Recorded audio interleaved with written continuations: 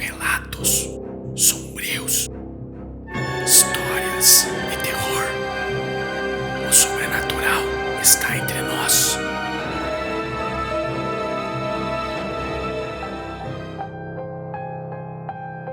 Era o ano de 1984. Eu me chamo Rafael e tenho 59 anos. Na época que essa história aconteceu comigo, eu tinha por volta dos meus 37, 38 anos de idade e jamais consegui me esquecer disso. Eu trabalhava como vendedor de tintas e também de verniz. E naquela semana havia ocorrido tudo bem, era por volta da metade do mês, mas eu já havia alcançado a minha meta com folga e ainda por cima, pelo 4º mês consecutivo, o que mais para o final daquele ano me rendeu uma grande promoção. Me lembro que nessa semana horripilante, eu estava de passagem em uma cidade muito pequena, mas muito bonita no Paraná, a cidade de Campo Largo, local calmo, tranquilo e muito agradável. Digo que estava de passagem porque precisei fazer uma parada para descansar, porque ainda tinha um bom chão pela frente até a colônia, aonde estavam esperando minha visita, tanto como representante comercial, como técnico também. Como o carro apresentou alguns problemas quando tentei ligar ele, eu achei prudente encostar no mecânico local antes de sair viajar. Até porque, na época que isso aconteceu comigo e meu auxiliar, não possuíamos telefones celulares. Ou seja, pedir socorro na beira de uma estrada era algo muito complicado. O mecânico deu uma olhada e detectou um pequeno problema, coisa fácil de arrumar, mas isso com certeza atrasou a nossa viagem um pouco. Deveríamos ter saído depois do almoço, mas devido a esse probleminha, acabamos saindo por volta de 6 horas da tarde. Meus assuntos nessa colônia eram bem simples. Eu havia sido designado pela empresa para ir até uma fazenda situada lá e assim mostrar os produtos, abrir esse novo cliente e, se possível, fazer uma venda ou fechar um bom contrato, algo que eu consegui fazer. Quando chegamos na estrada para iniciar o caminho até a colônia, tudo bem até aí, já estava escuro, um pouco frio, mas seguimos em frente com o cronograma. O problema aconteceu quando pegamos um buraco no começo dessa estrada. Não era um buraco grande, mas foi o suficiente para acabar com o pneu da frente do carro. No susto, o carro puxou e eu perdi o controle, indo parar fora da pista. Eu acabei me perdendo, indo parar no meio de um mato alto que tinha por ali. Posso dizer que azar foi pouco. Mal sabíamos eu e Amaral que o pior ainda estava por vir nessa noite. Então, Amaral, com um semblante muito preocupado, me diz o seguinte: "Olha, seu Rafael, não por nada não, mas segundo o que o senhor me falou, ainda estamos bem longe da colônia. Será que é seguro passarmos a noite aqui? Olha, não me leve a mal, eu tenho um revólver dentro da minha maleta, só para uma urgência mesmo, sabe? Não acho seguro ficarmos aqui, mas também a chácara mais próxima ainda dá uma boa andada e, na minha opinião, se me permite, aqui é mais seguro, porque podemos subir em uma dessas árvores e ficarmos escondidos até amanhã de manhã. Se ficarmos bem quietos, podemos até passar despercebidos." O raciocínio do meu ajudante não era ruim e a iniciativa de nos protegermos por parte dele foi muito boa. Só achei estranho ele nunca me contar que carregava um revólver. Mas confesso que essa situação me deixou um pouco mais tranquilo. Enfim, concordei com ele. Então, ele me diz o seguinte: não se preocupe, seu Rafael. Essas coisas de tiro eu aprendi com meu pai, que é militar. O velho está para se aposentar, mas eu atiro muito bem.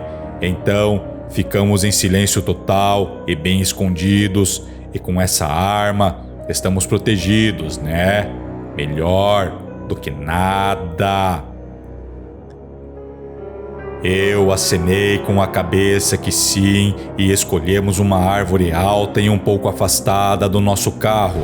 Subimos e ficamos próximos um do outro e bem quietinhos também. Por Deus, foi isso que salvou as nossas vidas nessa noite.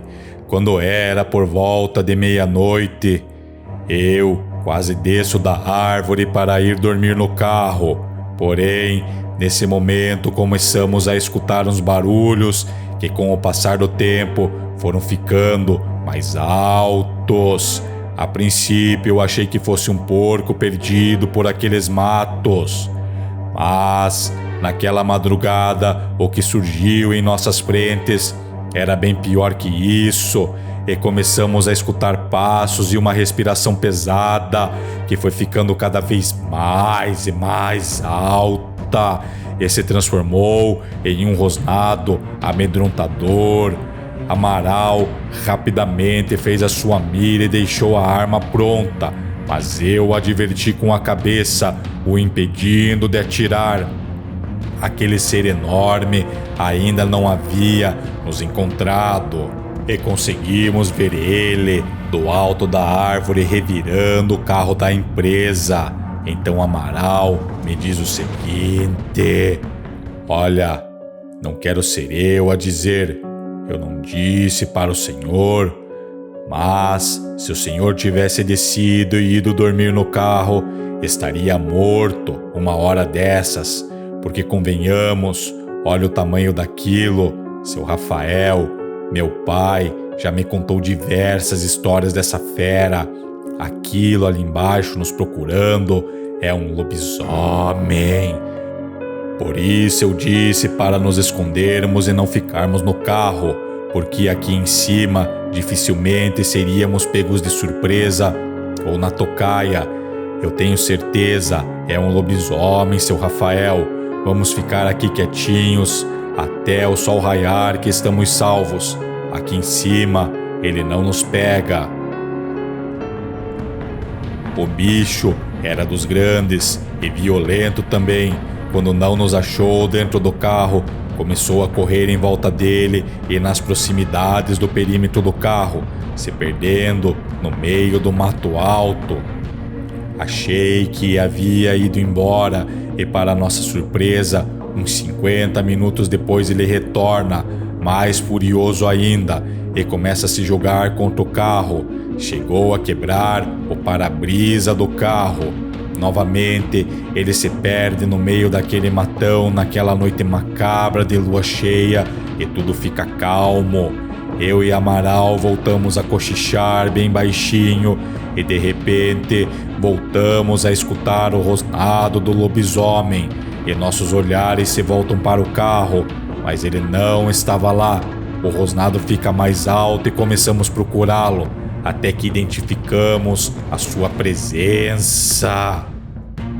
É nesse momento que quase morremos de susto e eu quase caio da árvore. Lá embaixo estava ele, nos pés da árvore, apenas nos fitando com aqueles olhos vermelhos e macabros. Quase infarto quando aquilo começa a rodear a árvore e ainda por cima, andando, feito gente. Que cena horrível e traumatizante. Disse para Amaral atirar apenas se ele começasse a subir na árvore. Caso contrário, não era para fazer. Ele me obedeceu porque eu tinha medo que, se aquilo fosse ferido, ele de fato iria se irritar conosco. E pelo tamanho dele, o revólver de Amaral não iria ser suficiente. Como ele não conseguia subir na árvore, estávamos seguros. E assim aconteceu. Por volta de 6 horas da manhã, o lobisomem sumiu no meio daquele matão alto e nesse momento estávamos salvos. Descemos da árvore e fomos até a chácara mais próxima pedir ajuda e finalmente chegamos em nosso destino. Largamos o carro no mecânico local e fui diretamente falar com o meu contato, que quando questionou o nosso atraso para a reunião, lhe contei o que nos aconteceu.